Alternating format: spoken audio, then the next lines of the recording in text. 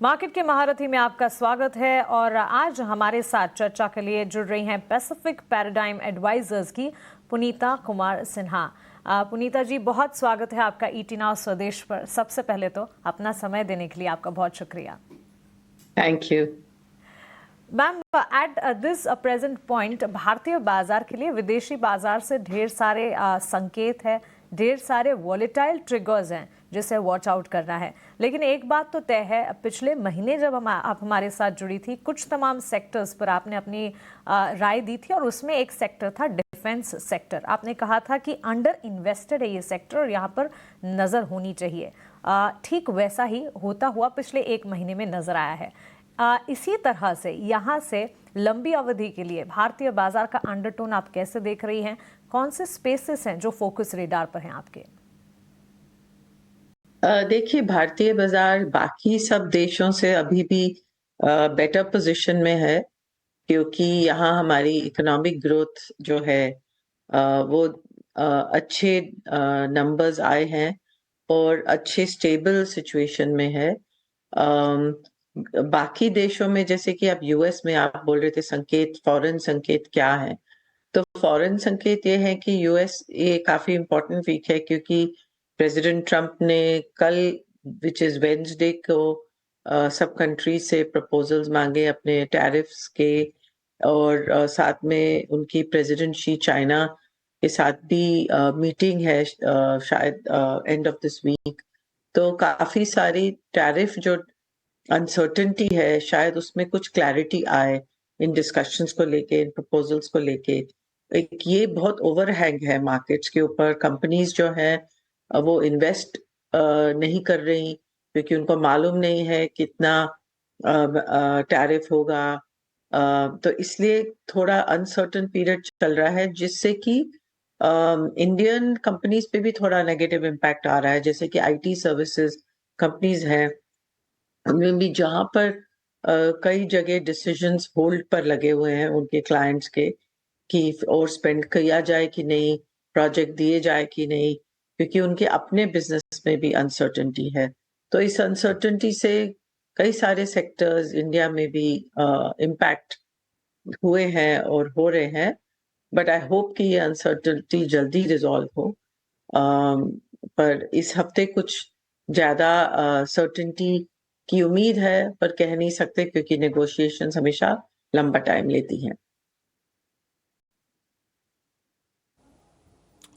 बिल्कुल, बिल्कुल। Negotiation table पर हैं, उम्मीद करके चलेंगे कि कुछ पॉजिटिव डेवलपमेंट्स वहाँ से निकल के आएँ। पुनीता मैम, बहुत शुक्रिया आपका समय देने के लिए। अभिषेक बोल रहा हूँ नोएडा स्टूडियो से। मैम, आप यूएस में बैठती हैं और आपके तमाम एफआई से मुलाकात भी होती होगी, चर्चा भी होती होगी। भारतीय बाजार से हम देख रहे हैं थोड़ी सी दूरी बनाते हुए दिख रहे हैं।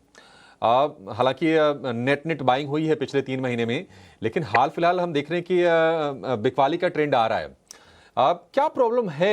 एफआईज क्यों भारत पर बुलिश नहीं हो पा रहे हैं? हमारे मैक्रोज तो इतने स्ट्रांग हैं, जो भी फंडामेंटल्स हैं, इन्फ्लेशन हो, ग्रोथ हो, सारे नंबर्स अच्छे आ रहे हैं। तो I think main reason valuations ही है कि सब लोग कहते हैं कि इंडियन मार्केट की वैल्यूएशंस काफी हाई हैं, तो इसलिए एक यही कारण है। और बाकी जो कई सारे और कंट्रीज हैं, जैसे इमर्जिंग मार्केट्स में, यूरोप में, वहां पर वैल्यूएशंस काफी ज्यादा अट्रैक्टिव हैं कंपेयर टू इंडिया। तो और वो कई मार्केट्स बहुत सालों से परफॉर्म नहीं करी, तो इसलिए जो ग्लोबल फंड्स हैं उधर ज्यादा ध्यान दे रहे हैं। और इंडिया पर भी एलोकेशन सब लोग रखे हुए हैं, ऐसी बात नहीं है, पर न्यू एलोकेशंस बनाने के लिए शायद उनको लग रहा है कि वैल्यूएशंस थोड़ी बेटर हो सकती है। और साथ में ये जो जियोपॉलिटिकल अनसर्टेनिटी हो गई इंडिया पाकिस्तान को लेकर, उसमें भी अगर जो लोग आना चाह रहे थे थोड़ा घबरा गए और वेट एंड वॉच में चले गए। पर वैसे मेरे हिसाब से sometime this year foreign investors जरूर इंडिया में आएंगे, क्योंकि इंडिया की जो स्थिति है वो बाकी देशों से कहीं ज्यादा स्टेबल है। बिल्कुल Punita ma'am, I second the thought. In fact valuations के लिहाज से डोमेस्टिक मार्केट्स फिलहाल चीप तो नहीं ही है, और यही एक कंसर्न इनफैक्ट देखा भी जा रहा है। एंड एफआईएस की वापसी का तो सभी को इंतज़ार है। लेकिन मैम, पोर्टफोलियो क्रिएशन का मन अगर बना रहे हैं तो व्यूअर्स के लिए आपकी तरफ से क्या राय होगी इस सिनेरियो में जहां इतनी वॉलेटिलिटी नज़र आ रही है? क्या मल्टी एसेट डाइवर्सिफिकेशन की स्ट्रैटेजी अपनानी चाहिए? किस तरह की स्ट्रैटेजी पोर्टफोलियो गठन में होनी चाहिए? देखिए, लास्ट 2 इयर्स तो बहुत ही ज्यादा बेटा डायरेक्शनल इन्वेस्टमेंट स्ट्रैटेजी वर्क करी, क्योंकि लोगों को बहुत रिटर्न्स मिले उससे। बट ये साल जैसे आपने देखा है, मल्टी एसेट जो फंड्स हैं वहां पर ज्यादा रिस्क सेफ्टी है from a risk perspective, and वहां पर ज्यादा ध्यान देना चाहिए। एंड आई थिंक ये सारा साल ऐसा ही निकलेगा। मार्केट्स ऊपर भी जाएंगी, नीचे भी जाएंगी, क्योंकि जियोपॉलिटिक्स एक रिस्क है, इन्फ्लेशन एक और रिस्क है, सप्लाई चेन अनसर्टेनिटी, टैरिफ्स, तो कई सारे रिस्क अभी भी हैं जो कि क्लियर नहीं हुए। तो ऐसी स्थिति में डिवर्सिफाइड रहना बेटर रहता है, और बेटा इतना डायरेक्शनल बेटा जो कि इक्विटी मार्केट से मिलता है उस पर इतना ध्यान नहीं देकर बाकी एसेट क्लासेस में भी ध्यान देना चाहिए। ठीक है। पुनीता मैम, अर्निंग सीजन खत्म हो गया है Q4 का, अब हम Q1 में आ गए हैं नेक्स्ट फाइनेंशियल ईयर के। हालांकि मतलब कोई बहुत एक्साइटिंग नंबर्स नहीं आए, बट ठीक ठाक ही रहे, कोई निराशा भी नहीं रही। आपके हिसाब से की टेकअवेज क्या रहे, और कोई ऐसी कंपनी जिसके नतीजों से आपको काफी सरप्राइज लगा हो और आपने उसको नोटिस किया हो? देखिए, मैं कंपनी स्पेसिफिक बात तो नहीं करूंगी, तो मैं वैसे बोलूंगी कि हाँ, अर्निंग्स नंबर्स ठीक ठाक रहे, बहुत अच्छे भी नहीं रहे। बट अगर कंपनीज को देखें तो काफी सारी कंपनीज जो हैं अपने इंटरनल बजट्स को अचीव पूरी तरह से नहीं करी है। बहुत फ्यू कंपनीज अपने इंटरनल बजट्स को अचीव करी हैं। तो जो विच मीन्स कि जब शुरू साल लास्ट ईयर शुरू हुआ, जब बजट बने और जहां पर खत्म हुई साल, उसमें बीच में स्लो डाउन आया। तो अर्निंग्स जो चाह रहे थे मैनेजमेंट्स एंड कंपनीज, उतने स्ट्रेंथ नहीं मिली। और आप अर्निंग्स एस्टिमेट्स भी देखिए तो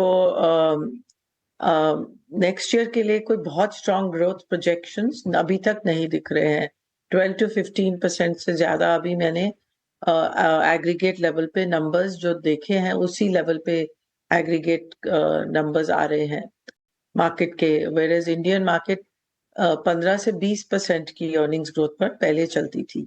तो अभी एक्सपेक्टेशंस जो हैं वो पहले से थोड़े म्यूटेड हैं, कम है, और ये because of all these uncertainties. तो इसलिए हो सकता है जैसे जैसे साल प्रोग्रेस करे, ये जो कंजर्वेटिव एस्टिमेट्स हैं वो अपग्रेड हों फ्यूचर में, जैसे जैसे अगर स्थिति अच्छी बने, और अगर नहीं बने तो एस्टिमेट्स नीचे भी जा सकते हैं। बट स्टार्टिंग आउट ही कंजर्वेटिव बेसिस पे एस्टिमेट्स बन रहे हैं, विच इज गुड, बिकॉज उसमें मींस अपसाइड का चांस ज्यादा है। एंड अभी मेरे ख्याल से given the way the uncertainty is, defensive ही रहना चाहिए। और जैसे मल्टी एसेट तो मैंने बोला ही, पर इंडिया फोकस्ड सेक्टर्स पर ध्यान ज्यादा देना जरूरी है, क्योंकि इंडिया फोकस्ड सेक्टर्स इंडिया की अपनी इकोनॉमी पर डिपेंड कर रहे हैं।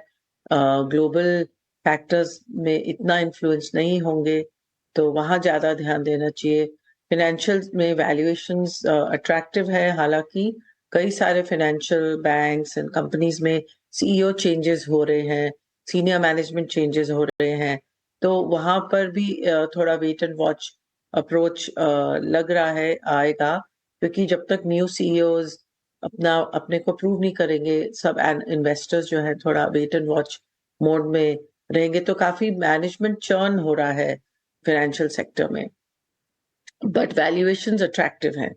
तो मैं उस सेक्टर में अभी भी आई थिंक अगर इकोनॉमिक ग्रोथ अच्छी रही तो वो एक सेक्टर है जहां पर आई स्टिल थिंक कि पोटेंशियल है।